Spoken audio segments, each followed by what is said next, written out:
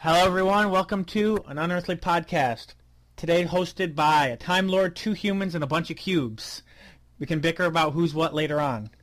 An Unearthly podcast is a Star's End production in association with Fireheart Inc. and MadMat Inc. Hosted on stars-n.net, madmadinc.wordpress.com, and Fantasy and Sci-Fi Love and News and Reviews. Amy and Rory wake up to Rory's father declaring that cubes have invaded the Earth, which the doctor is, as far as I can tell, sitting on a rooftop examining one.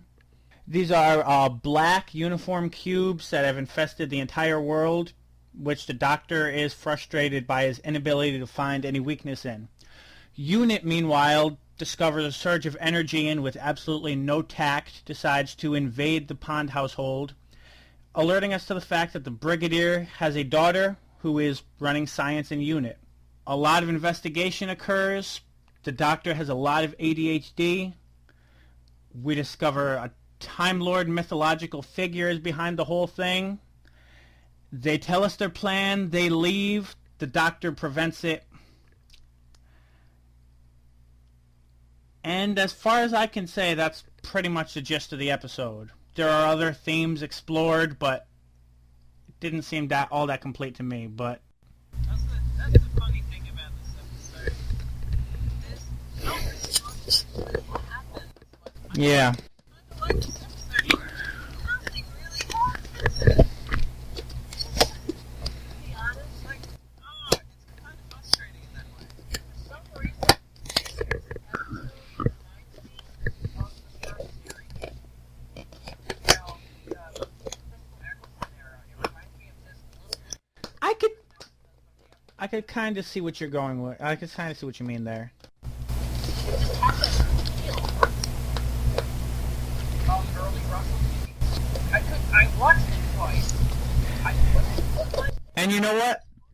You know what else I can see with that? Because everything in the Eccleston era, even though they all seemed to be one-off adventures, they were all building in some way toward the closing of the season. And this really feels in a way like it feels like they're giving us Unit for a reason. Like they want us to know who Unit is for later on in the season. And especially since I don't know if they were real or not, but there were images of Jenna Louise Coleman in a Unit beret floating around Facebook around the time this episode came out. Yeah, I've heard that. Yeah, I've actually heard it talked about it.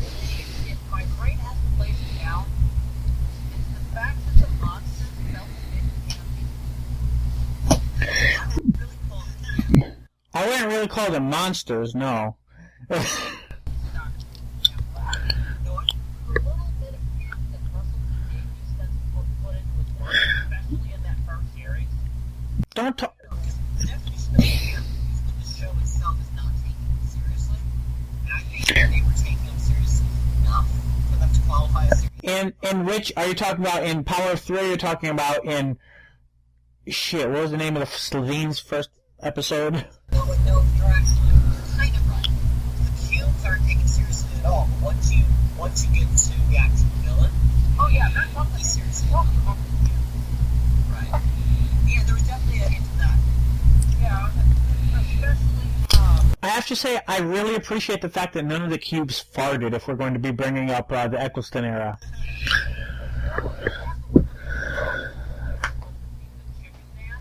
Yes.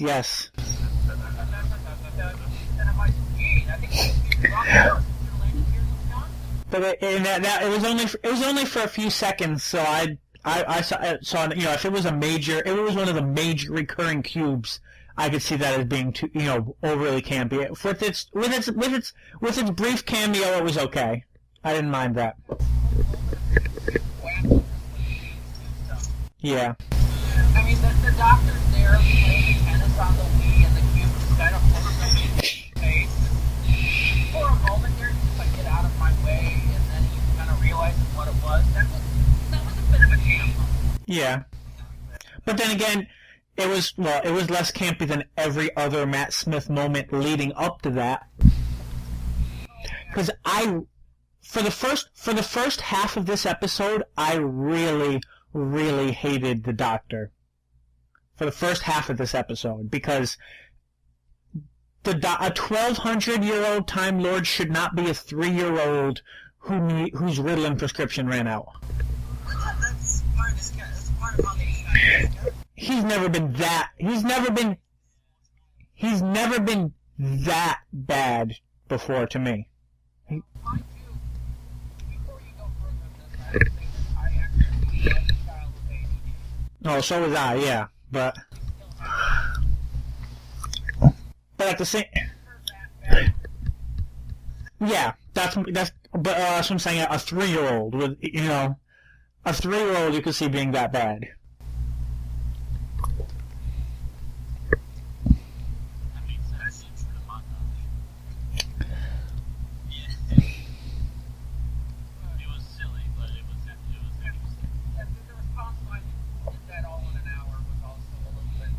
Yeah, really. I'm like, unless with the push-ups, I could kind of see the 11th Doctor being, 1, 2, skip a few, 1,000, that type of counter. So in that case, in that respect, I could kind of see it as being an hour.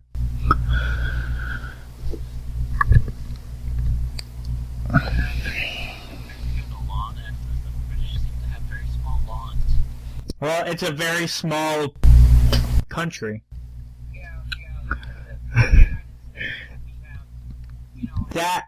I was going to say, then again, you also live out in places where people have very big lawns. The biggest lawn I've ever had was 1/3 of an acre, and that was when we had a lot more money than we have now. So. Yeah, but you also around here, our lawns get bigger because we allow ourselves to spread out. Yeah. For the larger cities, yeah, lawns get tiny. Even for houses. Then again, if they were like in one of the the mansions and castles you always see in British movies, they have pretty big lawns. Don't do their own lawn. Yeah, they don't do their own lawn. Well, to back to the actual episode. Yes, we can.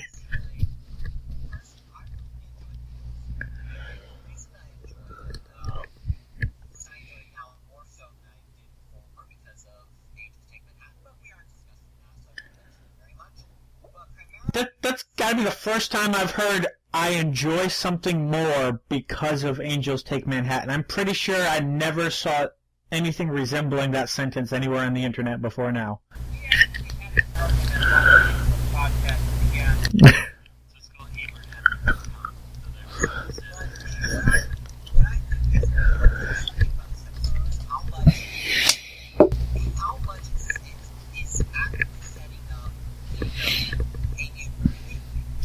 But the whole season has been doing this.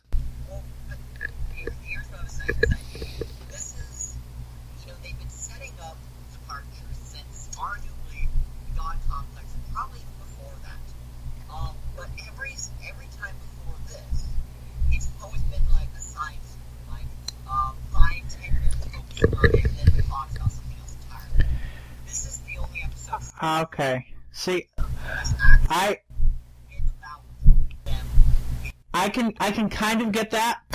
Next week, I'll tell you why it's rubbish in the context of Angels Take Manhattan. I'm not going to get on that tangent right now.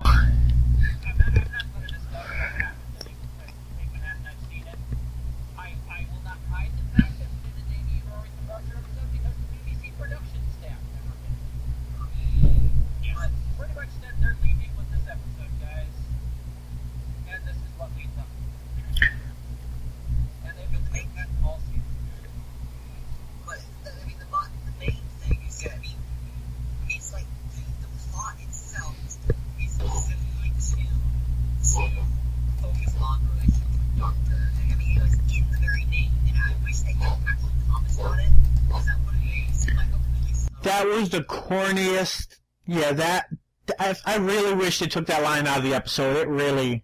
The idea of Power 3 and it being cubes and it being this really slow invasion is all done so that we can have the time to focus on the Doctor and Roy. And you can look at everything in the episode and relate. Yeah, it's like even the opening monologue says that. Although the way it's referenced at the end kind of discounts the fact that Brian was putting his all into it. The Brigadier's daughter was a semi-important character here, but they're like, nope, there were three people did it.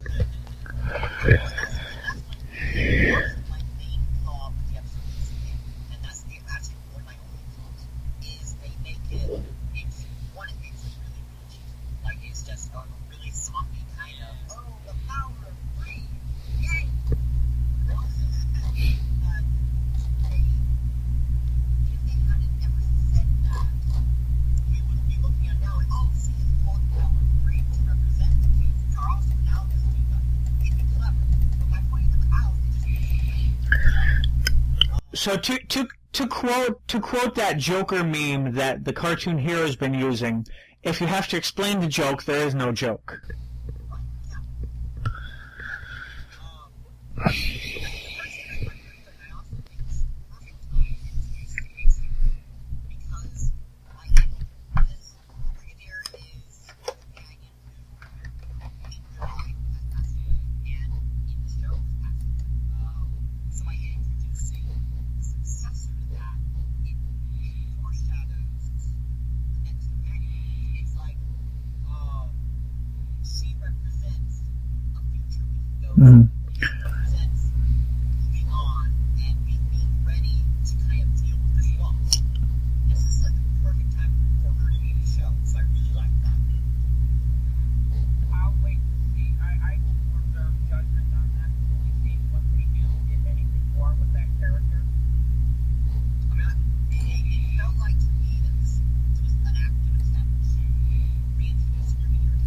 Is that or at least to introduce Unit in a way other than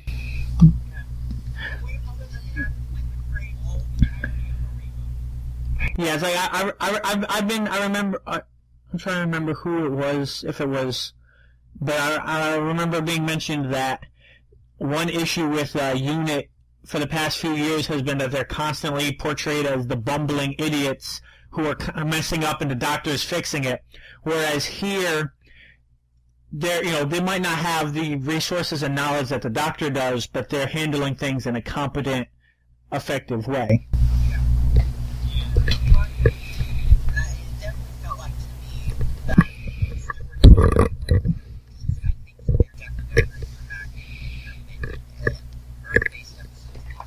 Well, here's one way to partially predict that. Is her actress in any way related to anybody in Doctor Who history?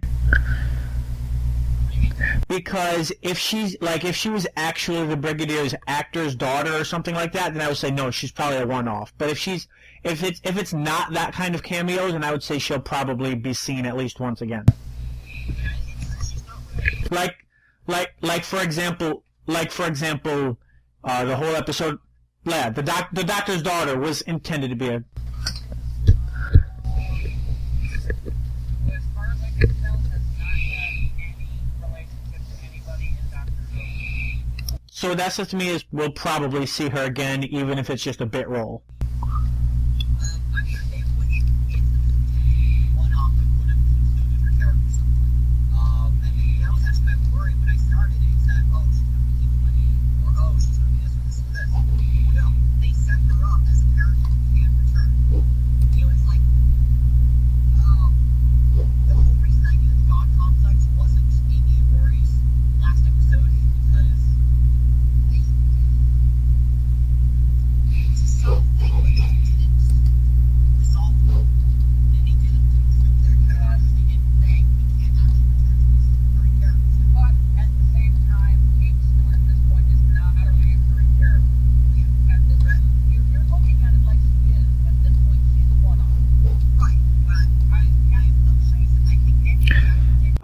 can kind of see in this the remarks you made about the Eccleston era.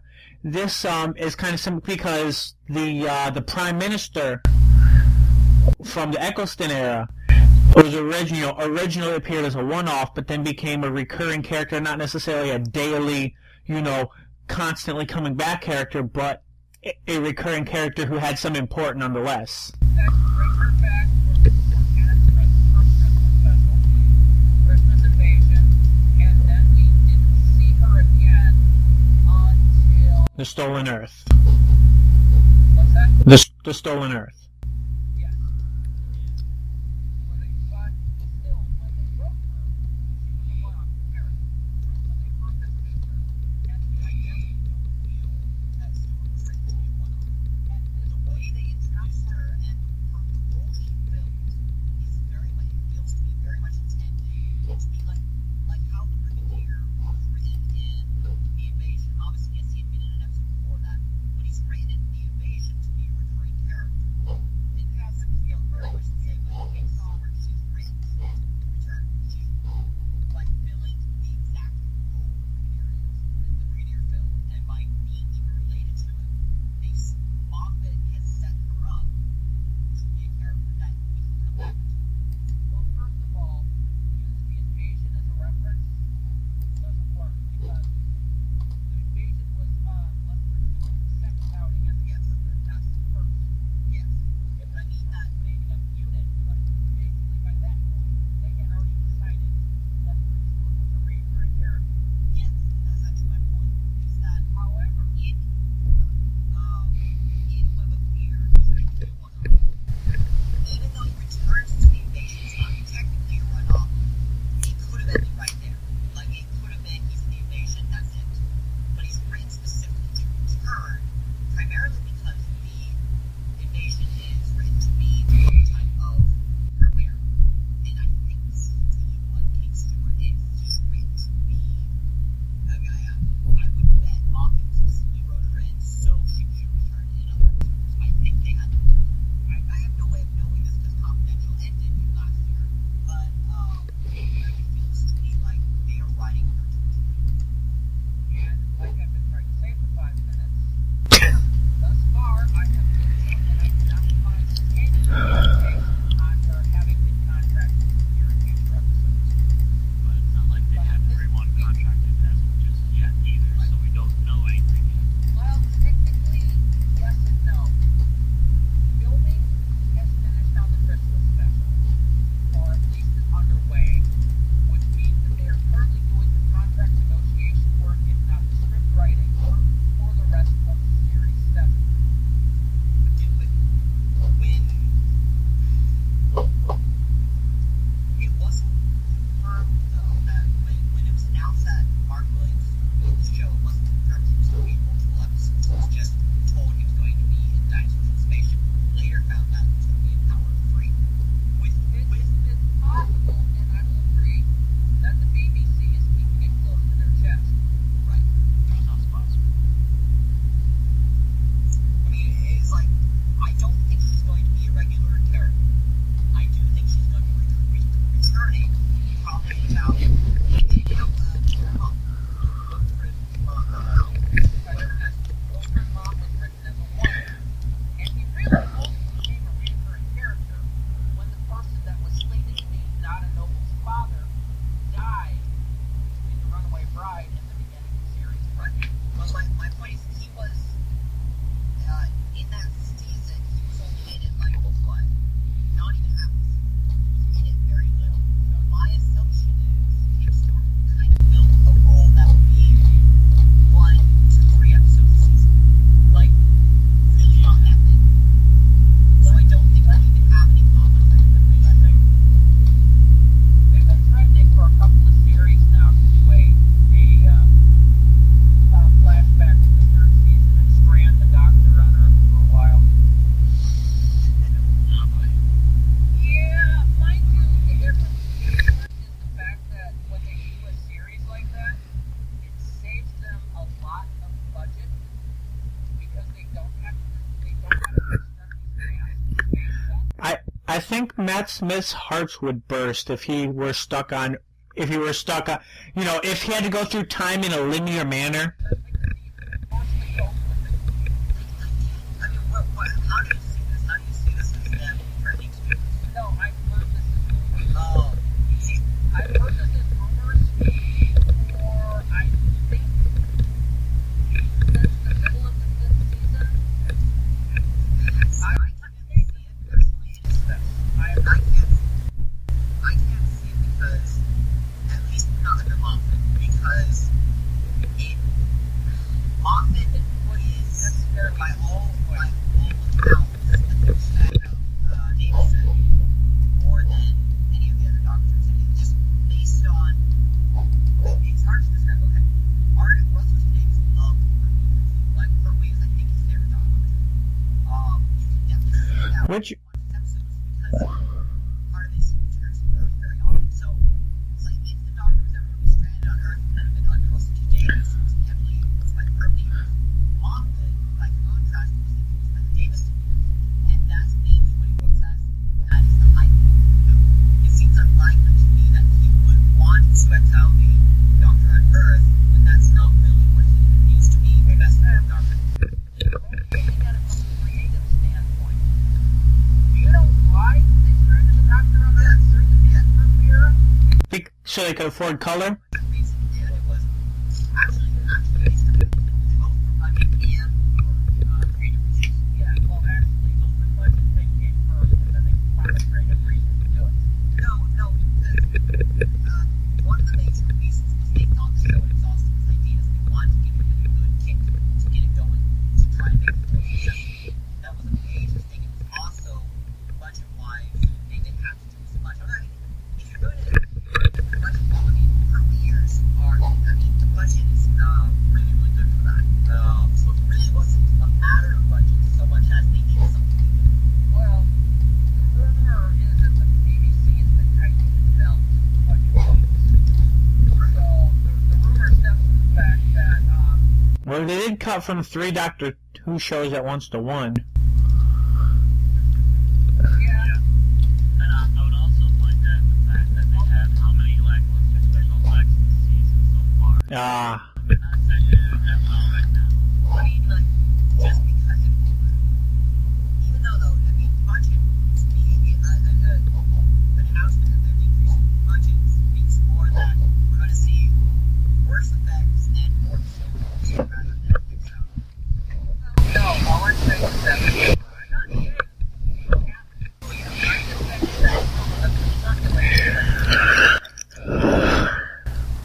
and the reason the BBC budget cuts went down was the fact that Parliament, I think, cut their either lowered or cut their government stipend. I think if something like that did happen, it would kind of be a situation of it wouldn't happen. It wouldn't be like a series long. it would be like a 2-parter. Yeah, and it'd be sort of like with the parallel universe thing with how the TARDIS sort of just stops working, so they are stranded because Mm-hmm. I don't have to say anything honest to it. I think the two-parter would actually be more than just an episode. Actually, that was kind of a thing in the Russell T Davies era too. The TARDIS kept running out of gas, and I always had to go back to Cardiff and refill it. And we haven't seen that since Moffat took over. Well, yeah, I would say even, yeah, I was gonna say since the Doctor regenerated, but same thing. Such a perfect thing. I mean, he returns to Earth because the early era is his mode of thinking with Doctor Who. That's what he grew up on. And so he writes Doctor Who and how he's come to the conclusion on that, returning to Earth, finding Earth. Mm-hmm. Which is interesting. Mm-hmm. Which is interesting. I haven't seen a lot of Pertwee, but when I look at the RTD era, I look at the way that Tennant's personality is written so close to Hartnell's personality was, and I just see that as the main influence. But then again, that's because Hartnell and Tennant are the 2 Doctors I'm most familiar with. Yes, the teaching later Hartnell, definitely not early Hartnell, because early Hartnell was the last one. Right. Well, I just mean the arrogant force of nature that comes in and declares himself the person. I am solving this problem. This problem is solved because I am here, type of thing. I am right. Okay, see. Yeah, see.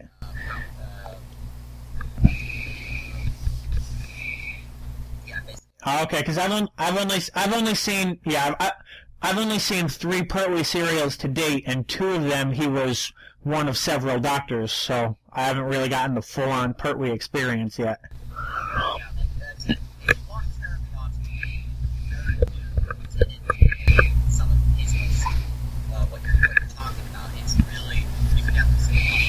Or you can just break your brain and listen to Pertwee sing "I Am the Doctor." But back to this.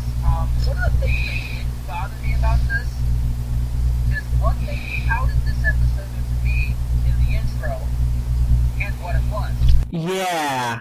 This is the year the Doctor stayed with us. Right. It's like the one time. And then No, but it was, and then when he finally sat down and said, "I'm not going to go away. I'm going to sit here and wait." As soon as he did that, the cube started acting up. Yeah. Yeah. So, before that,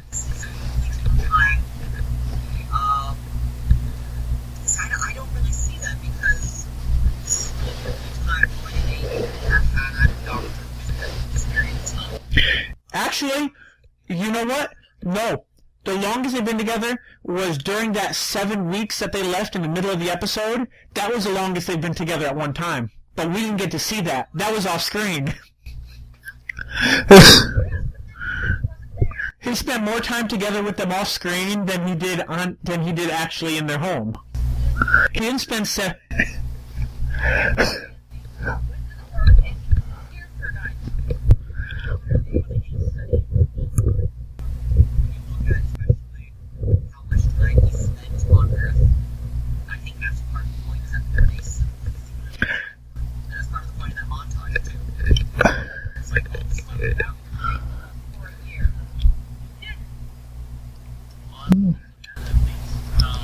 must have stayed for Iowa week because it seemed like he suddenly had a regular schedule around the house. His schedule was playing Wii all day.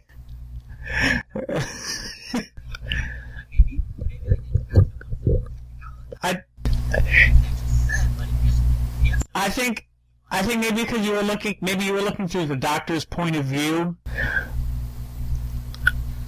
Because from the Doctor's point of view, he was sitting in one space for a long time. They came back for like a couple of weeks, and then shit went down. That was my other problem with this episode. Very staccato. It does not flow. Yeah. Well, I think that's just the style. It's more how it chooses to present itself. You really lose your basis on how long it's been apart between. Especially since the whole thing is, the slow invasion. This is the year that, this is the time the Doctor came and stayed. It needs to flow properly in order for you to experience it the way they want you to, the way they're claimed to be attempting to make you experience it. I think you're probably right that this should have had. Okay, no, this won't spoil anything, but Angels Take Manhattan. What did that kind of think about it? It's a very, very slow paced episode. Whereas this, by contrast, is very, very fast paced. I don't know it's a much slower episode, and Angels is fast. It's In terms of what that does, that allows us, it's more yeah. what the story is trying to do. It makes the style and directing decisions match that closely. Well, the thing is, to make this paced out right, it would have needed to be a 2-part episode. The thing is, had it been a 2-part episode, we would be sitting here now going, why the hell was this 2 episodes? Yeah. Yeah. Because the entire first episode was the Doctor being erratic and not wanting to sit still. And,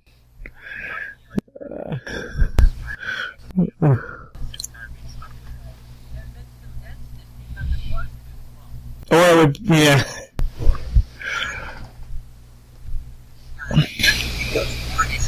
It's as far as how it's edited and how it's directed, it's very, very, very fast. Right. And if they were just a little more leisurely with scenes and how it's cut, all of Yeah, it's like if it weren't for the fact that they're trying to give us this sense of scope, this sense of time passing, this sense of the Doctor becoming a part of their life, if they weren't trying to do that, I would say the editing and directing that would be perfectly fine. But because they're trying to give us that scope, it just doesn't work with the way it was presented. They really were. This is also kind of, when I watched it, I got that perfectly. So maybe it's just an issue of, I mean, it could be more of a subjective thing than anything else. Because I definitely got the feeling of it taking a very long time. Well, it took a long time, but the Doctor wasn't there for half of it. What? When they gave you the month, that was okay, but they stopped giving you the month. Yeah. You just started to lose that time. I don't think Brian's log even had any updates after the Doctor said, "Fine, I'm going to not run away this time. I'm going to sit here this time." Did it? 361. So that would make it 12 months, and he came back after 9. Okay, and he left after. Okay, so maybe. Okay, so he was there for 3 months, but it didn't feel like it. It didn't. Yeah, nothing happened in those 3 months other than the Doctor playing Wii tennis.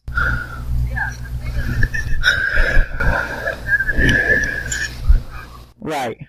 You know, the Doctor going shopping with Amy. The Doctor doing something manly with Rory. I don't know. Drinking tea. Yeah, montages other than, push-ups and Wii and...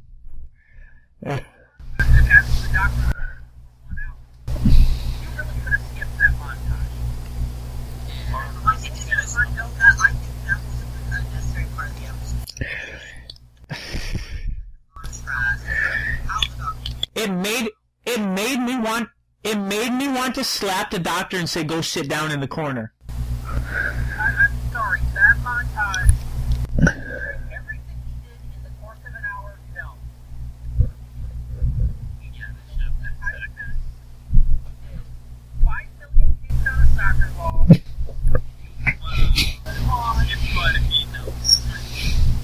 Like, I was paying attention to the second time I watched it through. I'm thinking out to, like, the montage, you really don't know. Yeah, the whole point of montage is montage skip things. Yeah. Every shot shows a little improvement. To show it all would take too long. A montage. I'm never singing again. I'm sorry. I'm never singing again.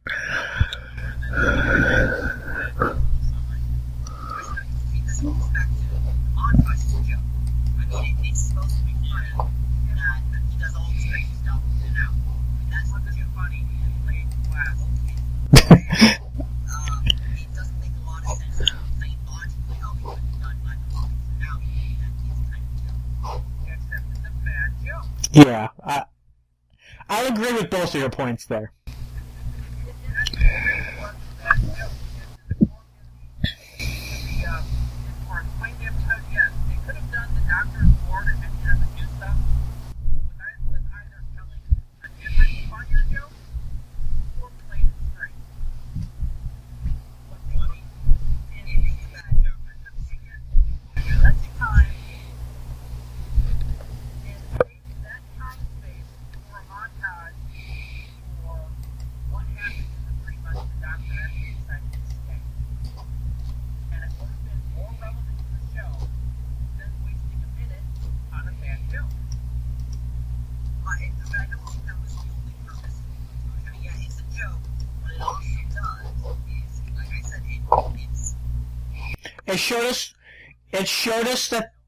It showed us that this Doctor has no sense of the maturity and all that stuff that we've come to expect from the Doctor. Yeah. They could have done that on and with Trace Line.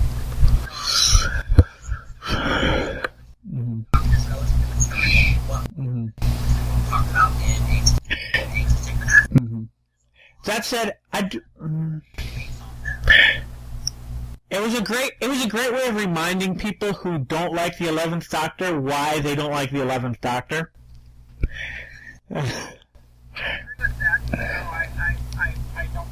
I don't hate him, but in this episode, I really wanted to hit him. Well, I mean, I see it. I like it personally. I see this part of like how you look at this in context after Town Called Mercy. It's more he knows, or he's somewhat aware that his time with the companions is coming to an end, and he's not ready to do that. This incarnation attached himself very heavily to his companions, and he's not ready to let go, and his natural way of reacting to that Really?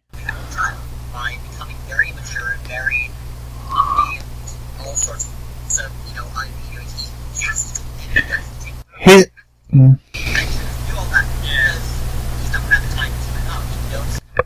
Yeah, but that's why he keeps leaving them. I think they could have done that. No, I mean, but they did, and it's less time than what they took to do that job. Yeah. I mean, yeah, like that makes But for this episode and the way it's paced, a minute is a long time. yeah. That minute, if you take 10 seconds of that minute, be able to still put out the fact that the doctor needs to go. Mm-hmm. You could use some of that time to make it more obvious that the time passed later on, when it wasn't just an hour, when it was 3 months. That hour was longer than the 3 months later on. Yes, it is. More time passed during that hour than it did during the 3 months after he came back. Yeah, that's a good one. I did like that little moment where they had Rory talking to the doctor after they come back from bunkering off during their anniversary.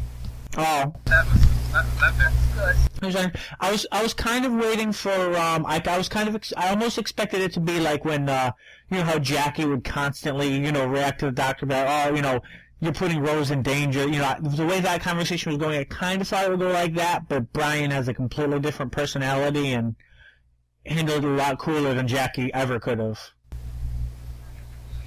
But yeah, part of the timing there is my issue. That was the time we need to go do something. One of the things that always did me that nobody ever caught on to in the entire episode was the similarity between cubes and something like the monolith from 2001. Think about it.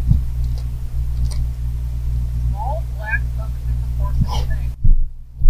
I mean, immediately I saw it as like, oh my god, it's some kind of alien multi-tool. And I was right! But, I don't know. I think. The monolith, this is me coming at it from a thematic perspective and knowing that the monoliths were an advanced extraterrestrial race that deliberately advanced human society to better serve the soul of the advanced alien race.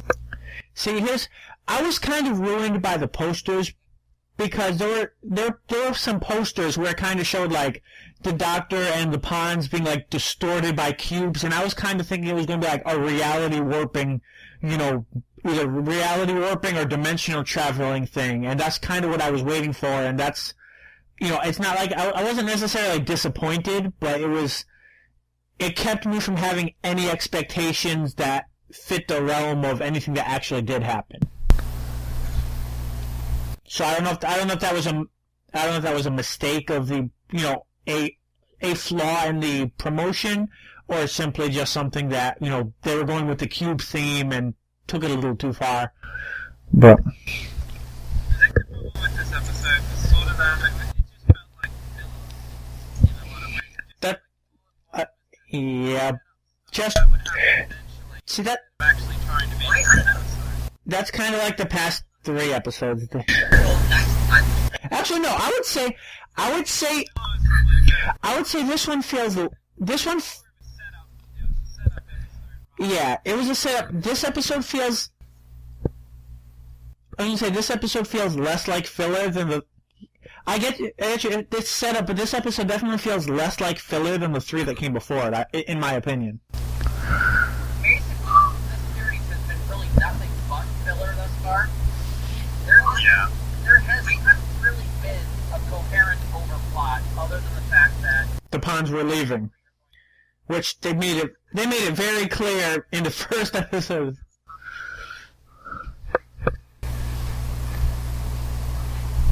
Well, this was something I was commenting on in the chat before we started. Was that each episode, with the exception of Dinosaurs on the Spaceship, deals in some part with a thematic, with something to do with analyzing either the Doctor or his relationship with his companion. Obviously, Power 3 and the upcoming Age of Manhattan deal with that, the companionship. But there's a lot. Tom Plummer's the best example. The whole point of that episode is to analyze the Doctor's own morality and conscience. And I think that's supposed to set up exactly any kind of. It's all also setting up exactly how he's going to be dealing with himself later on down the road. Asylum of the Daleks kind of deals with both. I mean, obviously we have the obvious parallel. It deals a lot with Amy and Rory and their relationship, but it's also. I mentioned there's also a kind of theme of isolation, where there's very much it goes to great lengths to set up how the Doctor is removing himself from the universe, and this is touched upon later, of course, but it's kind of saying, what if this is him isolating himself, him starting to put himself, make something alone? And I said it was possible that this could be analogous to Oswin and Dalek.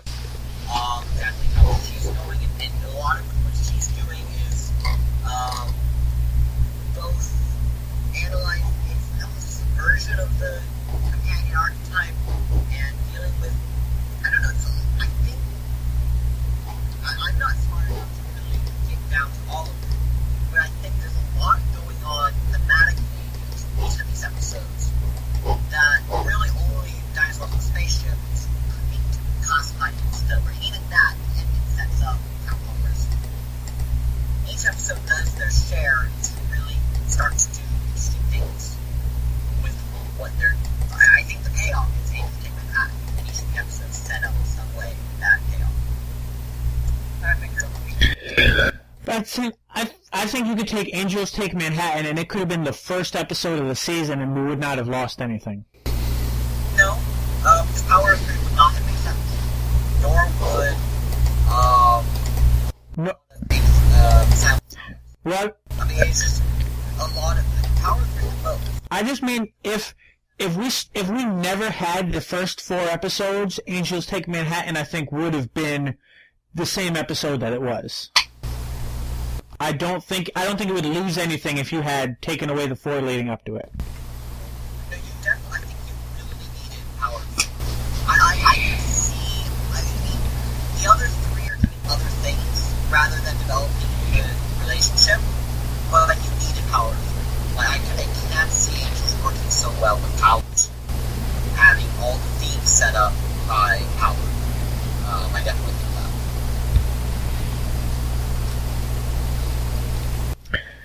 So, anybody else ready to talk about the big bad? you mean episode of Palpatine? Yes, yes, Rob Walker, exactly. I actually want to you play the chicken dance actually did really scare me as a person. Just wait things that ain't his life. Yeah, well, like you live in Wisconsin, man. I think it's just a Wisconsin. I think it's bad that we keep contemplating. It's like a religion out there, where If that's true, that's also religion in Minnesota too. That's actually, I think that's the first time I heard the chicken dance since high school. it's a Midwest thing, man. I couldn't heard it, my brain went, yeah, that got lost. Come here. I think it's more by England, Britain, to be honest. Oh, actually, speaking of location, I'm kind of curious. Chicken dance during Brewers games. I'm I am curious for those with more Pertwee and such experience. Unit is supposed to be international. Was it always based in Britain, or did they actually have, official unit? Like, did any actually, did it? No, correct. The headquarters of the United Nations Intelligence Task Force, as it was known in the Third Doctor era, they've now changed that to the United Intelligence Task Force because the UN told them to knock it off.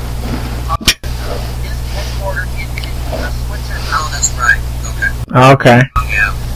Yeah, because it was the Seeds of Doom where the Brigadiers called up Mr. Geneva. Yes. Yeah.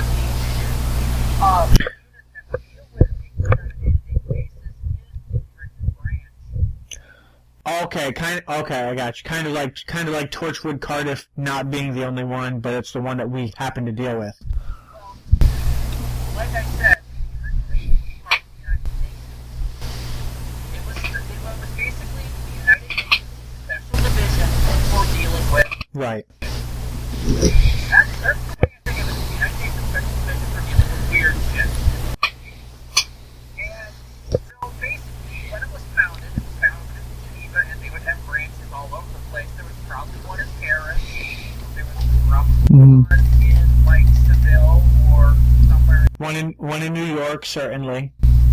One in New York, and we saw the one in New York. One in Japan. One in Australia. I would assume there'd be one in LA as well. Depending. They might have one for specific countries in it. So there might be so there's But that's actually a heck of a big body for only one branch to hold. the United States headquarters might be in New York. Yeah, because that's.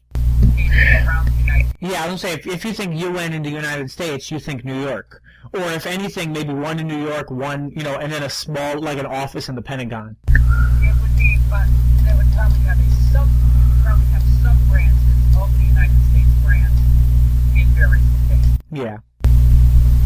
Probably in LA, Chicago, Miami, etc. Or even then, I wouldn't think so much major cities. I would think because unit is, if anything, it's a military branch. So if anything, you'd think in major military locations more than actual major civilian population centers. Well, when you think about that, you think the fact that LA, between San Diego and LA, there's at least 3 military air bases and sea bases I can think of off the top of my head. In Florida, probably even be located in Cape Canaveral. That would make a lot of sense. Considering they're most likely to think, because Cape Canaveral is who's most likely to deal with extraterrestrial anything is going to be NASA. So,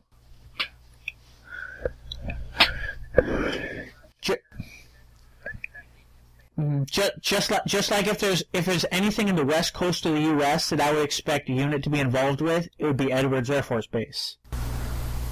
And of course, within the reboot series, of course, Unit now has its own helicarrier, proving that they are now the actual Dr. of S.H.I.E.L.D. So it could look like freaking Samuel L. Jackson. That might be too awesome for words. If he just had, as long as he didn't say that, as long he wasn't in I don't say if he said it in Dinosaurs on a Spaceship, it might have been too corny. If he says it anywhere else, that's perfectly fine.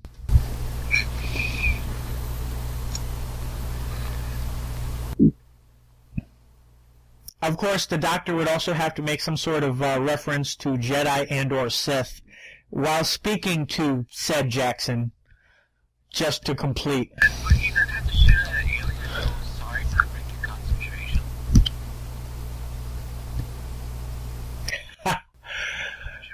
Yeah, I know. It took me a little bit of a second, but yeah. No, because especially the way Matt said it, for some reason Han Solo came to mind, and I was just like, what? And then I was just like, wait, that's not a Solo thing. I'm sorry. My brain is now obsessing on the No, I'm just saying. And I'm just saying, what does the Doctor look like? What? What planet are you from?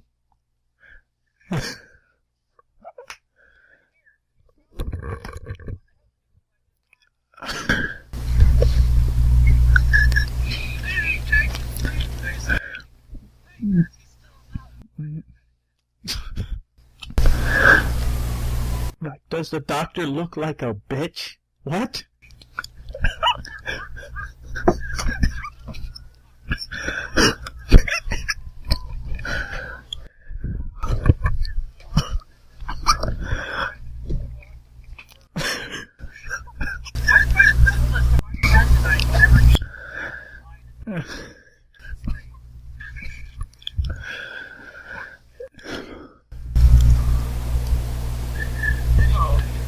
Okay. So, Completely lost hope. We're talking about we were about to talk about the Shakri, but we got sidetracked. it looks like Yeah. It does. like mechanical prosthesis on its around its eyes. It doesn't look like it. But the black outfit with the face. That actually, to me, that would have made it better if it really was a Palpatine ripoff. Even if it was obvious, it probably would have made it better to me because you would have actually had a confrontation versus Yeah, telling him the plan and then leaving. yeah. Well, the thing is, he wasn't even really. Right. It was a pretty shy hologram construct. And you, I was just, wasn't it like another thing? Oh, it's another villain of Temple mythology or something like that. Yeah. Which I'm fine with, but it's just how many bedtime stories do Time Lords have? but wait, is he? Now Oh, that's right. I forgot the Taclophane had an origin. I forgot about that. Even though the ones as we met them were created. Yeah. You're right. Yeah, because I'm like, I knew the Master created the race, but I forgot that the name had an origin. There's another one. There's another big one. Because I was just about to say that I think in New Who this might have been the premiere of Time Lord mythology, but as you just proved, that's not the case. Let's see. The Chrono Your one I can remember is the Vendel. Chrono, I think the Gods of Ragnarok, Does the Toymaker count? possibly, though that was never really established in the main series. Although I really haven't watched it. The Toymaker is someone I'd like to see return. You and about half the fan base out there. Because, well, no, it's just because ever since I watched the episode, it's like they established that there will be, until one of them dies, their conflict will never end because that's the nature of the Toymaker. But I don't think he ever had a second appearance on the show. That's why I want to see him. Now, the race is music crowd. When the episode came out, it wasn't that. You realize that Celestial is a Chinese slang. Really? Dressed in a Mandarin garb, and he kind of speaks in a Chinese voice. Like, really? Just, It wasn't obvious enough for me. You gotta... maybe it's just me, I don't know. Like this morning, I didn't really pick that up. Let me put it this way. Considering how other powerful figures dress in Doctor Who, you have to dress more weird than that for me to actually acknowledge what you're wearing in Classic Who. I'll link you to the post, but it's that guy. I always think it's TARDIS Renotorum guy. One of his more well-known blog posts is something that is just attacking Celestial Toymaker, both as a story, and then he also goes on to say that it's rather racist. And most of it is down to the naming Celestial Toymaker, Celestial meaning Chinese. It's just an old Chinese slang. And then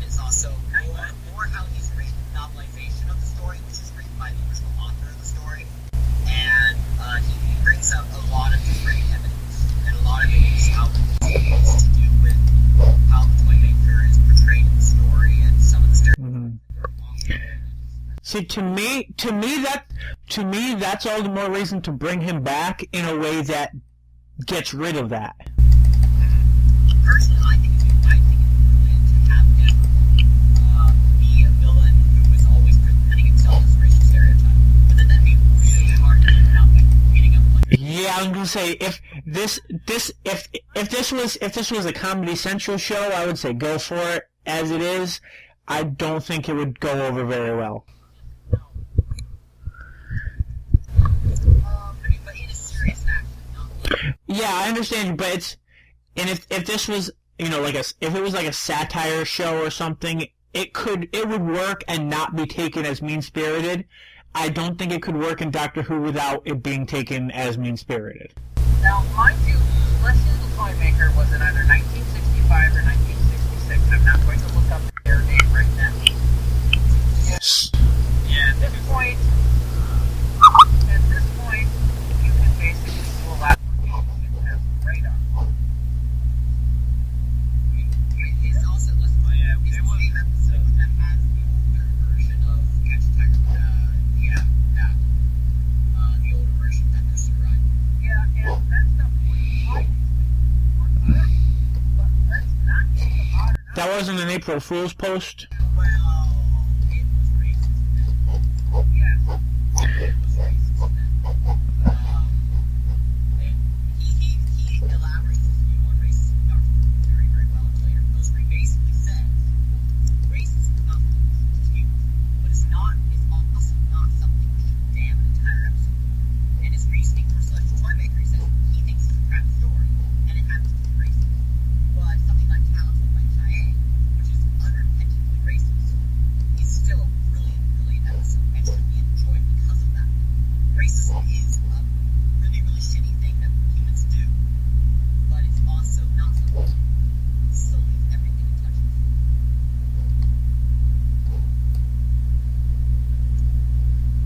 Yeah, well, when changed are a lot of stereotypes, which is racism in itself, but they were just, it's stereotypes. And you have, like, yeah, I mean, you have a character who's all a gentleman, and it's just horrible. If you really think about it, most of the characters in there were stereotypes. Well, I mean, it's not just, I mean, you have, Green Death is more of a racist as well. Charlie Steinbach is racist against Scotland. Tilton Cyberman is racist against everyone. It goes on and on. Against Americans mostly, but that's a story for another time. We were talking about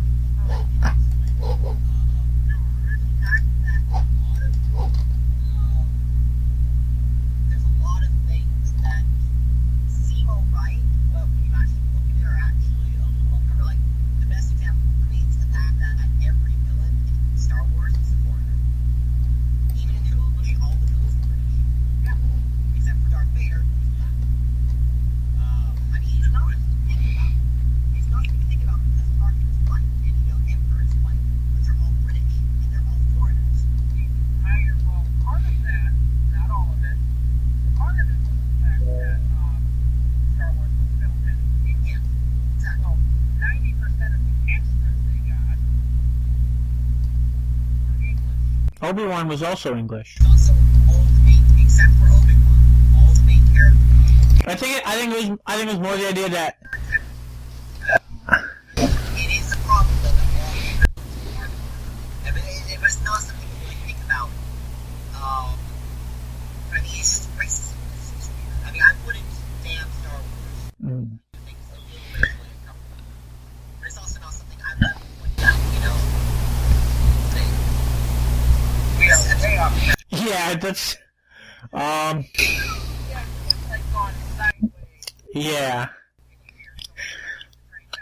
Yeah, so as or at least another 10 minutes. was anybody else feel like it was the ending of this episode was really anticlimactic with the way that there were no defense systems? Basically, as soon as the Doctor sat down, he could do whatever he wanted to the controls and undo everything the Chakra had done. the point of the episode. I mean, it was about the failure. There was a character.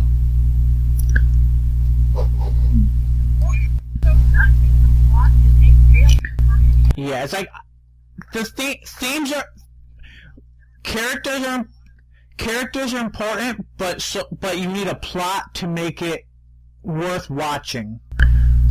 Not really. I mean, something like Warrior's Gate is very light on plot, but it succeeds because the plot is not its goal. Plot is good, but it's not a necessity. If you're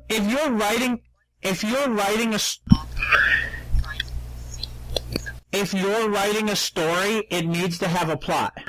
Dr. Who wrote that he's putting on the back burner simply because on that's the proposal right there. The plot in Warrior's Gate was good. Not great, good. The plot here doesn't quite get good. No, but I mean, mediocre and music. Yeah, it's like the first thing you're going to watch your first thing that's going to catch you about a story is its plot. If it doesn't have a plot worth watching, the themes won't matter because there's nothing to watch. No, I mean, it's a cinematic example, so slightly not. But Alien, the original Alien, has a terrible plot. I mean, not terrible, but it's the most generic plot ever asked for. But it's a great movie because the rest of it is good, and that's what it tries to build. It's a simple plot, but I wouldn't. It's a case of the doctor taking what is standard trope plots, alien invasion, and using them to develop. But like I say, the only issue with it is the fact that there's no conflict whatsoever, because as soon as the doctor shows up, he doesn't have to overcome a security protocol. He doesn't have to intimidate someone. He doesn't have to, argue. He just has to sit down and he wins. He wins by default, which means there's no tension. That's not the conflict. The conflict is the doctor trying to, why am I suddenly echoing? Sorry. There it is. Okay.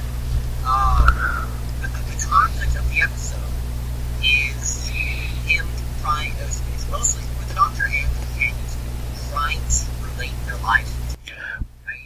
But if that's the only thing they're going to give us payoff for, then they shouldn't include the cubes at all. If they're going to include the cubes, there has to be some sort of payoff and relevance. I mean, the cubes had their story, but it didn't follow through to the point. This is what I'm saying, those cubes were just, the cubes are a business as usual plot production. It is and what he's doing is using that plot so he can. So if you're going to do that, if you're going to do that and still if you're working, like say, if you're saying we're working on the themes with the companion and the doctor, that's fine. So the ending should require the companions and the doctor to work together, not just to show up, because just showing up does not further either the theme or the plot. If the companions and the doctor are forced to help each other, as we've seen in other episodes, I'm trying to think of one off the top of my head. Even like say in Rose, when Rose is forced to save the doctor, and it establishes that they're becoming a team. Something like that. It's very simple, very easy to do, and it furthers the theme. But they didn't even do that. He just showed up and sat down.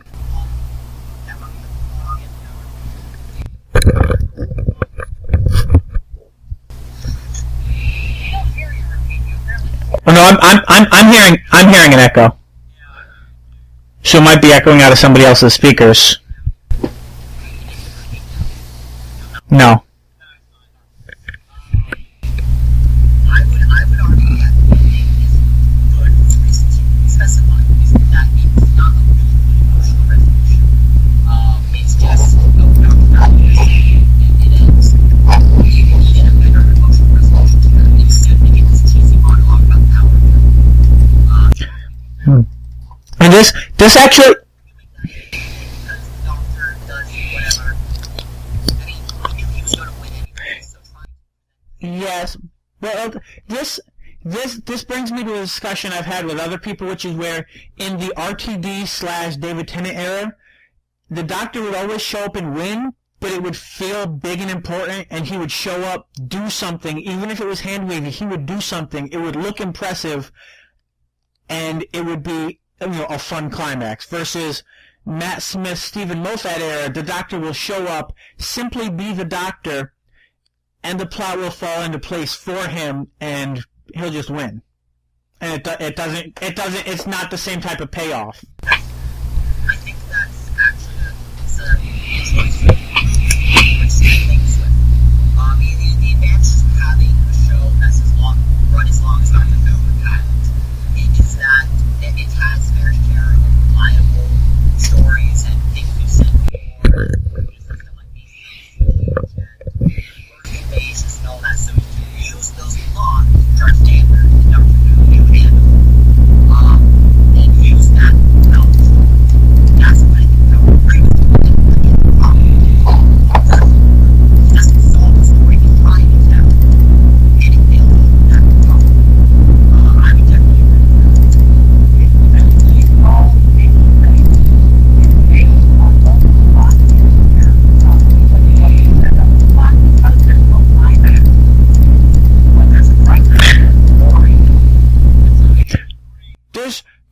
There's what I would consider to be the climax of this is during that whole thing when the Doctor's heart stops and they're trying to figure out what's happening, how to get to the source, and then Amy does her shock nipple therapy, and that's how I would always consider it because it's Amy, and that's all I'm ever going to be able to consider it.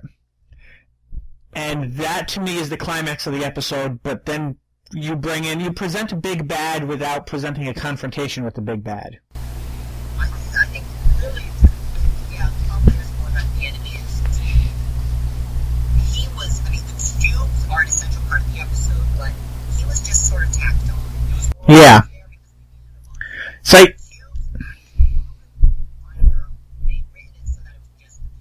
And this is why Star Trek so often defaults to machine intelligences, because you could believe a machine send a bunch of machines just to fuck with humans and not need, a big, it doesn't necessarily need an emotional climax or whatever because it's just a machine.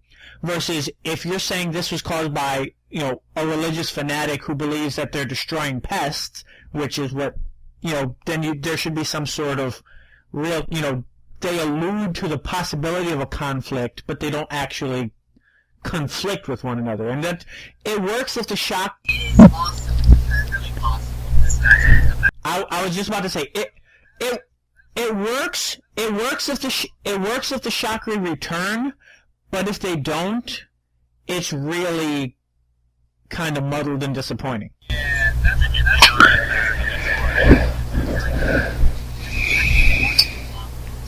It's like, if it comes back, it'll be good. If it doesn't, it'll suck. So it's like, looking at past episodes is a lot of, they came back from this, so I guess this was good. Yeah. That's the problem I kind of had. That's the problem I kind of had with this. Was it was like when I got to that bit of the episode, I was like, and he fell it off. I was like, what the? If he doesn't come back, then this will be completely pointless. Because the way they set that up was like, oh hey, I'm here. I'm gonna be back. God knows how many episodes or series or whatever, and it's like. Mm-hmm. This episode really could have been done without anything actually. Really, this could have been done without a conflict, as far as I'm concerned. This could have just been. Yeah. And I probably would not have minded it. As long as they didn't take out the cubes just to replace it with the Doctor running around and acting like a 3-year-old. But if they actually focused on what needed to be focused on, right. It just be like, it could be like Amy and Rory just decided to... Yeah. Or here's the episode I would have done. Which was, there'll probably be basic. I would say they come back, they make their commitments, be bridesmaid, be a nurse.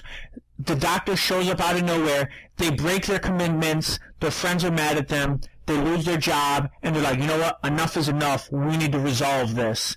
And then the doctor comes to is forced to respect their personal lives, while at the same time they try. They're like, well, it's fine if we go off, but we need to be back. We need to do this on weekends, or we need to be back in time for work. And they come to some sort of mutual bond that strengthens their respect for one another, strengthens their friendship, and comes to a proper conclusion. Yeah, like this really didn't need the Shocker or the Cubes at all. It could have been done without. Mm-hmm.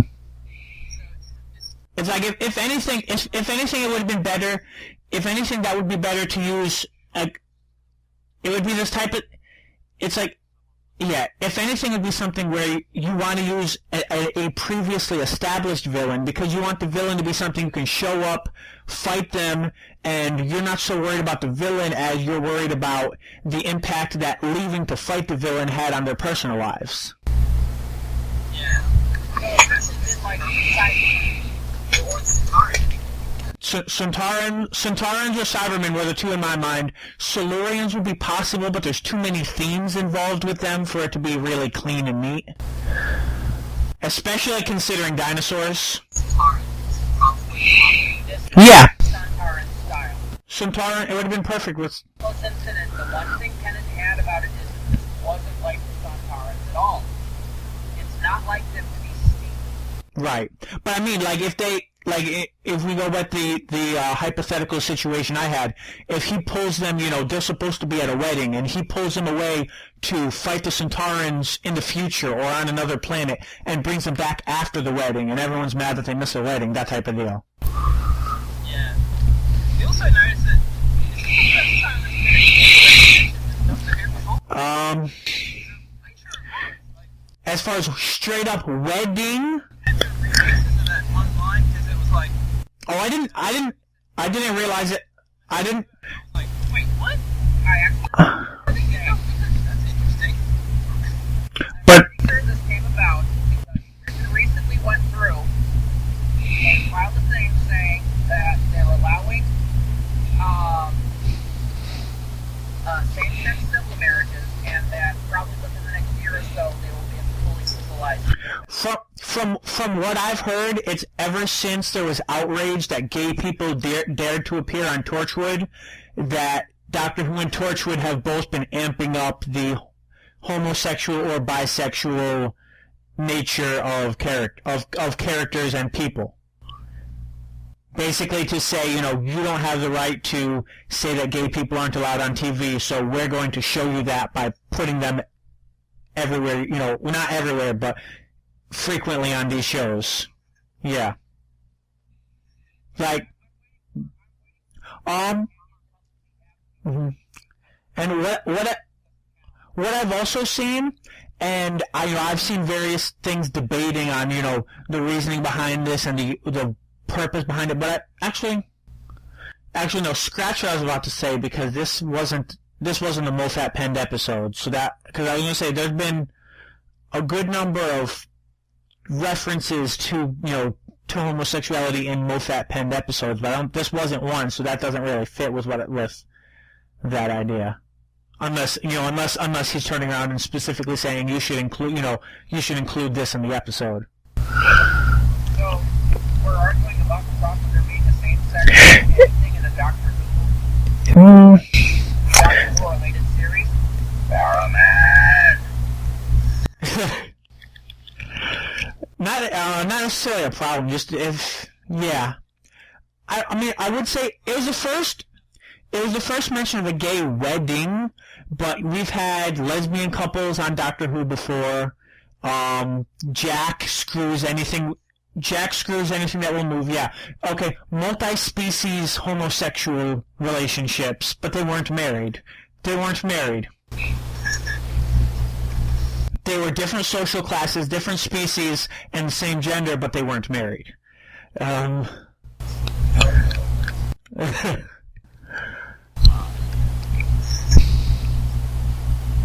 admit, I kinda actually cringed at that one bit where they started bringing up, like, social media-ish sites, and then they got to sort of... The Doctor really hates Twitter. Like, he bitched about... David Tennant... David Tennant bitched about Twitter. In what episode was it? Where Rose went out to take... Oh no, or was it Amy? It was either Rose or Amy. So it might not have been Tennant. But either Rose or Amy was going to take pictures of, like, the view somewhere because it was, like, the most beautiful view ever. And the Doctor was like, you know, we're going out to this this extraordinary planet, and you have to stop and tweet about it. It was like... That was Amy. Okay, it was Amy. So was that the girl who waited? Was that episode the girl who waited? I don't remember about that. But, okay, so... No, he specifically said tweet. Because they were talking about bringing the cell phone. Because it was a camera phone. But it's like, the Doctor very specifically seems to dislike Twitter. Which is ironic because if any social media is perfect for the Doctor, it's Twitter. If there's any social media that perfectly exemplifies the way he goes about the world, the way he reacts to things, the way he goes in and out of places and travels, it's Twitter.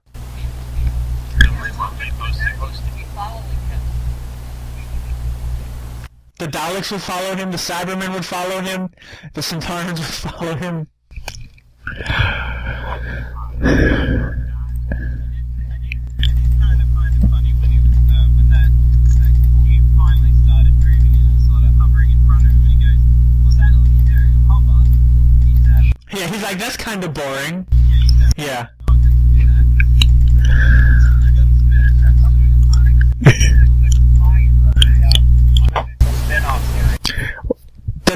The Daleks couldn't transcend stairs until they had been around for 42 years. But lasers, I'm like, yeah, my dog could do that. 26 years. Wait, what? No, they do content, yes, we're not. It's just badly directed. Were Randy and Flynn just saying the same thing at the same time?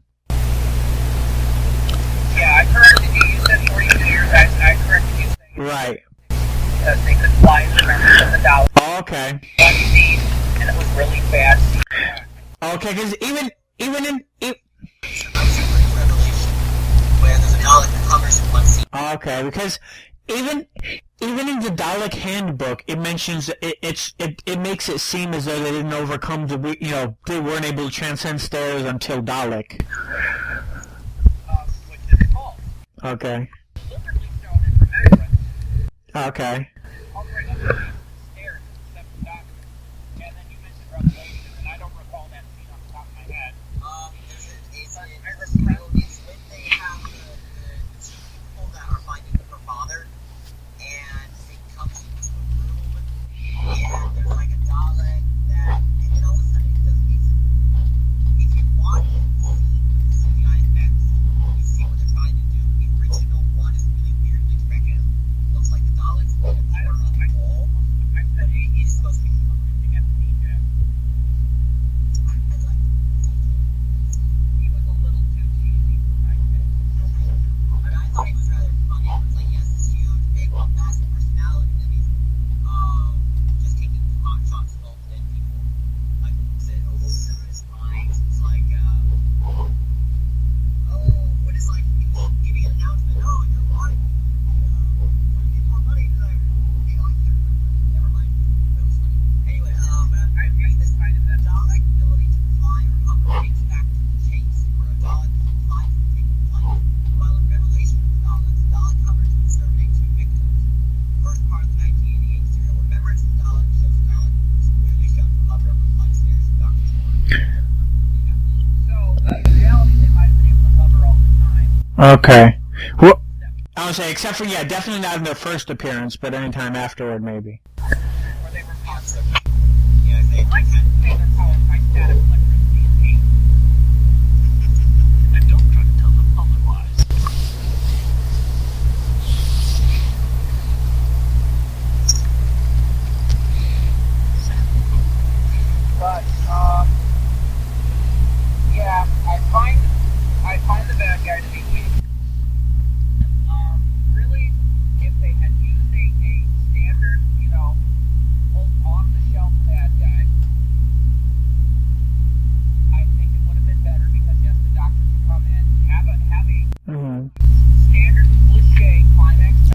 See, this is also why there's a problem with them killing off, RTD seemed to have an issue with constantly, he would bring back a villain and then kill them. And find another way to bring them back and then kill them. But if they would stop if they didn't keep killing, like, for example, the Master's been killed off about 4 times permanently now. If they would stop permanently killing him off, this could have been a Master episode. Just replace the Chakra with the Master. See what the Master has gotten out of it. If you use classic Master as opposed to the evil for the lulz Master. Still waiting for evil, the anti-evil, the lulz master to come back. Yes, I would love to see a Master come back that's actually an evil mastermind. Kind of like what we have with the Third Doctor and what we had with the last episode with the Seventh Doctor. Because there, he's a little off and he's obviously A little bit, but he starts actually getting some of that medicine back. yeah, he's a little cracked. I think, now I haven't seen Survivor, and I'm stating that I'm actually planning that to be my last classic episode. Because I wanted to Yeah. save it. I actually looking forward to accepting the best match. But anyway, he's really good up until Megapolis, where he's great, and then Castrovalva is terrible. And after that, he's just good. Yeah, that's kind of the problem. Is you're again, once you get into the Fifth Doctor era, it becomes more campy, and that's when you kind of evolve into the pantomime now. Or as someone put it, because someone's opinion, this blog guy said that once you summon the devil, you can't go back. And he said that the Master just kind of peaked with the demons, where he summons the devil and then it's like, oh, we don't really know what to do with you anymore. That's not what actually happened. They decided to take it a little quick because Wait, now. the Third Doctor, the last issue of the Third Doctor had been Master-centric, and while they were taking that little break from the Master, Roger Delgado died in a car accident. Right. No, actually, he summons the demons at the end of his first season, and it's 2 years later that Delgado passes away. Yeah. The thing is that he has that. He does okay in like the next few episodes. The problem is that the actual development team, or not the development team, I'm thinking MMOs, the writing team, sits down and goes, okay, you realize out of the last 4 or 5 episodes we've had, all but one of them, the bad guy has been the Master. You realize that every time we're starting an episode now, people are going, oh, it's going to be the Master. Right. Let's take Yeah. it. His point was more that there was they ran out of that idea-wise, there's not a lot more you can do once you suffer the devil. It's kind of like he just, in his opinion, the Master is a character he with the devil. Well, I don't really think so, personally.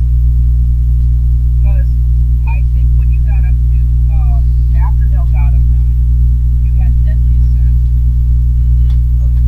And Deadly Assassin was a great episode. And Probably my favorite. and the bad guy was the Master, and he had a plan. Yeah. But it's a very different conceptual Master than Delgado. Well, at that point, he was desperate to get more lives. Right. Because he was shot. And that makes sense. Right. Delgado was after wealth and power. He was a man of wealth and taste. Um, But, after Delgado and after he died and they replaced him, then you got the one desperate for life. Then after Kraken, you had Anthony Ainley's Master. Who you get Megapolis, and he's after wealth and power again. No, he's actually in the Megapolis. It's more like he just wants control. And what I find so interesting in Megapolis is that there's a real traceable line that the Master is just a very reckless person, where he keeps getting into situations over his head, and Megapolis takes that to the hilt where he accidentally destroys half the universe because he didn't really think about what he was doing. Of course, once you destroy half the universe, what do you do? Or yeah, it's like a third universe, yeah. You have to do that. It's like, yeah, you just kill, like, Yep. people. Oh. Doctor, I think you are going to annoy you to the end of Earth. Then the only way to top that is to put the end of the universe into a meat grinder to become your own personal slaves.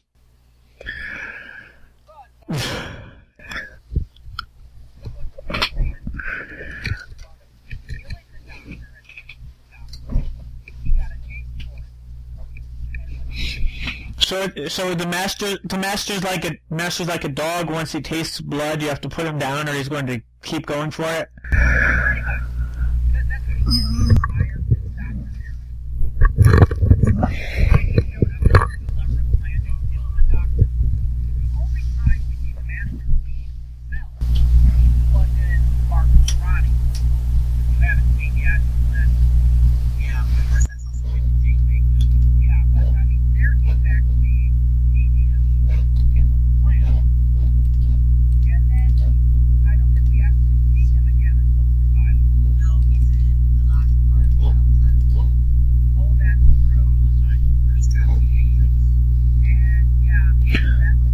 Oh, that's right. Because isn't he the one who reveals that the Valeyard is the Doctor, or kind of the Doctor? In a way of screwing over the Valeyard. That whole Starlight Highlord doesn't make a lot of sense, especially the Master's role in it. Because he's supposed to be working with the Valeyard against the Doctor, and then he's working with the Doctor against the Valeyard. He just wants to play the Doctor against an incarnation of himself. Yeah, that's another 50 Baker episode, I think. But he doesn't come out as good in that one as he did in Emirati. And then he's not seen again until Survival, kind of. Yeah. Then again, you've seen it in the movie, and well, the movie, let's not talk about that. Although he got better by the end, but that's a totally different thing. And then we don't see him again until John Sim, well, actually, See him as Yana. Jacoby. And I would have loved to have seen an entire series of Derek Jacoby as the Master. Oh, yeah. Yeah. Yeah. Because he was classically villainous Master. Yeah. He was a camp Master, but he could have gone either way. If anything, he actually made a bitter contrast to Tennant and Sim did. Sim was just evil Tennant. Yeah. Jacoby would have gone. But here's the thing. When Tennant acting intimidating was more evil than Sim acting intimidating. At least, as to me. I mean, I'm trying to think of Sim's, most intimidating moment, but I think Tennant's most intimidating moments were far more effective. Yeah. Yeah. If anything, the contrast between an aging master and a young doctor would have also been. Yeah. Aging, bitter Master. Yeah. That would have been nice. I would have loved to. Mm-hmm. And it also would have been nice to play on the whole thing. If they had kept the same master, then they could always play it on the fact that, well, you're the coward who ran away from the Time War. He's like, no, I'm not. I'll prove it by trying to murder you. Type of, and trying to constantly deal with that type of, internal struggle to prove himself back after running away from the war. It would have been nice, but again, it's only the realm of what could have been. Oh well. Anyway, that's episode again. Yeah. Actually, I think we're going to end it here. Yeah, I think we've done about all we can on it. Like, yeah, with this episode, it's not that I think it's like not a shit or anything. It's just there's so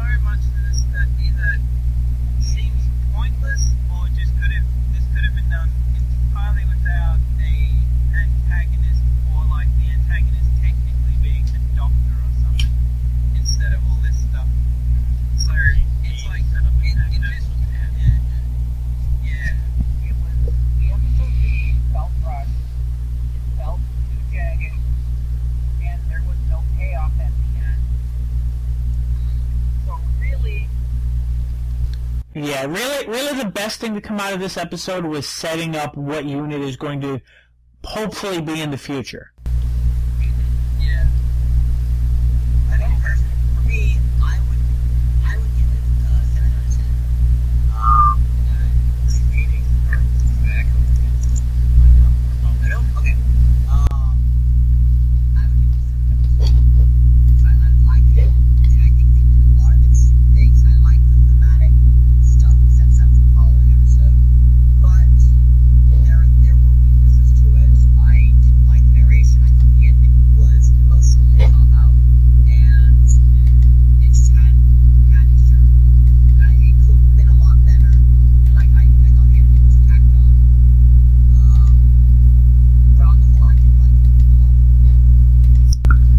I would say since Angel. Oh, go ahead. Oh, I was gonna say, since Angel Takes Manhattan is sort of in its own realm in terms of you can't really, it's hard to judge it, at least the way you would in a different episode. I would probably put The Power of Three as the second best of the first 4 episodes we got.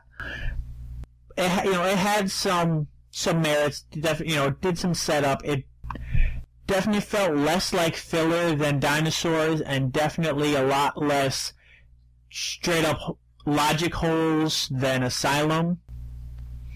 I just think it could have been made more entertaining and more effective. Like, it had potential, but it just didn't really follow through. That's kind of that's kind of the theme of this season. It had potential, but Doctor Who Series 7 had potential, but if I had to rate it, 6 out of 10. It was just above average. Well, honestly, depending on where you say average Doctor Who, because generally I consider Doctor Who as being high, but just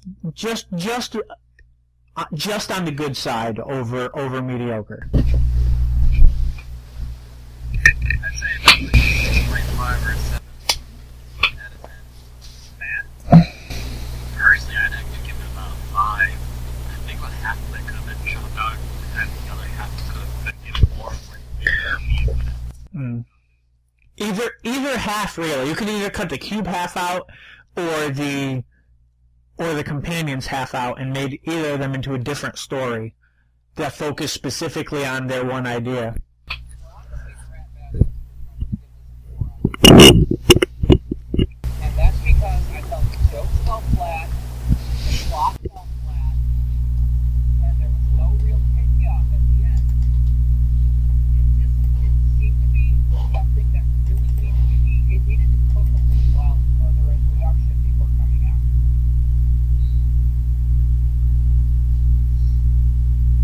Or completely and totally replaced. Now, again, my opinion of this may change based on later episodes, but at this point, it really just, this episode doesn't do anything for me.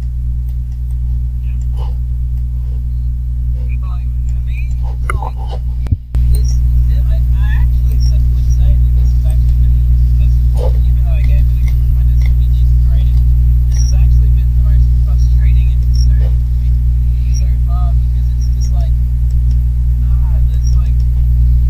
this could have been handled so much better. What you've done, Like I said, that's the theme of Series 7. yeah. It's like, I would put this under, I would say out of the 4 episodes so far that we've covered, that this would, come in second, but only really because, if it didn't, I'd put Dinosaurs above it just because that was, silly, fun things. Well, see, I would put Dinosaurs all the way at the bottom. Yeah. That means, that for me, the rating S for me is Not Called Mercy, Dinosaurs, and it's almost as high as the bottom as Asylum and this. Oh, see, for me it's pretty clear. It would be Mercy on top, then Power of Three, then Asylum, then Dinosaurs. No question.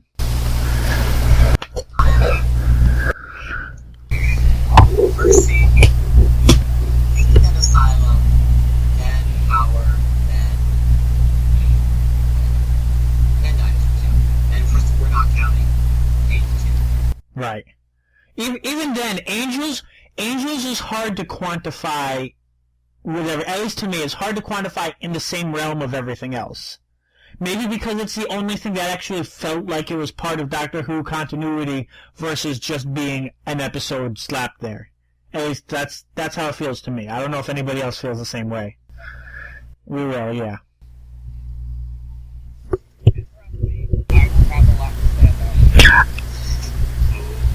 I think everyone has a lot to say about it. I've seen, every time I log on to Facebook, whether I'm looking at a Doctor Who post or whether I'm looking at my high school friends I haven't talked to in years, all I'm seeing is talk about Angels. So the internet has a lot to say.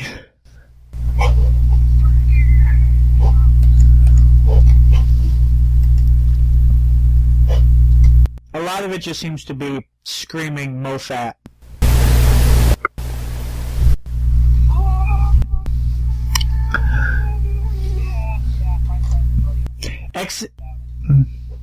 We're mostly all the same, by the way. And you'll find what well that is next week. Join us on Oh yeah, I'm not gonna give you my name. I just say that I've talked to my friends about it. We're gonna sink the boat. We talked about this episode with my friends.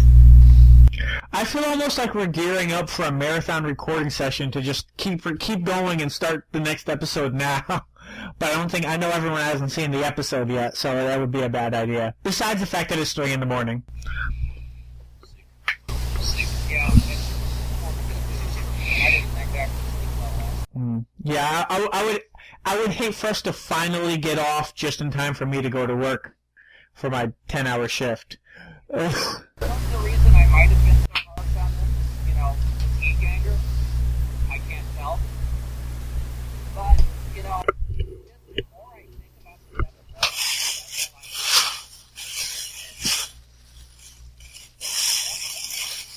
I think about it, the less I like it.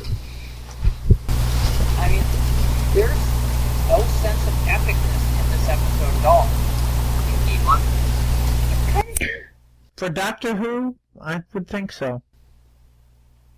I mean, the last, I'm sorry, when I think of an episode with no sense of epic in Doctor Who, I think of Love and Monsters. Love and Monsters has some interesting things going on in the surface.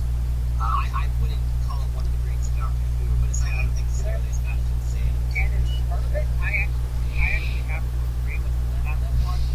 God, what the world thinks here. Speaking of paradoxes that you need an immense amount of power to sustain. But I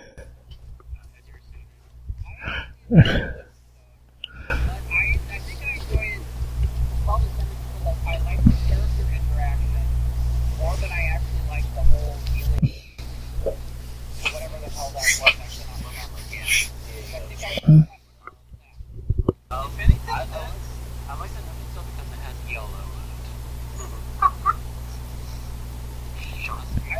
I like the concept of having the episode dialogue with the character recording it for his It's a worthwhile concept. Yes. The thing I read this analysis a long time ago, liked the idea. I know, as with all of that nonsense, you have no idea what the author intended, and I can't find anything on what he actually intended when he wrote it. But the analysis I read was that it was a metaphor. The episode was a metaphor for, the story of the episode is how the Doctor affects the Sky's life. The metaphor would be how the show of Doctor Who affects us, the audience. And so the first part is all the general canons, like, hey, Linda really represented the general public. Then you get to the Peter Kay character, and it's like he's the Superman who wants the show to be his own way. He's kind of like Ian Devine. He looks like Ian Devine. And it's sort of, he's kind of... So then if you take that a step farther to Time Crash, when they're talking about Linda as a group of ridiculous fanatics, it's basically Stephen Moffat coming out and saying that the Doctor Who fandom is a bunch of idiots, that he doesn't want to be associated with the Doctor.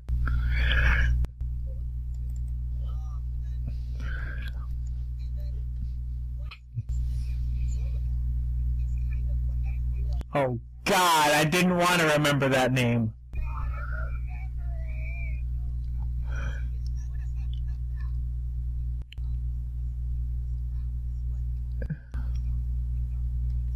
A really silly runaround with really crap monsters. And that's what this show was. I really like that. I think it's a really display. Of course, then once you get to the actual ending of the show and you find out, oh, she's resurrected as a slab of concrete and gives it a blowjob, then it falls apart. Crap. Yeah. I'm willing to forget that ending and like the rest of it. So I think that's a great note to finally end the episode off on tonight. What do you think?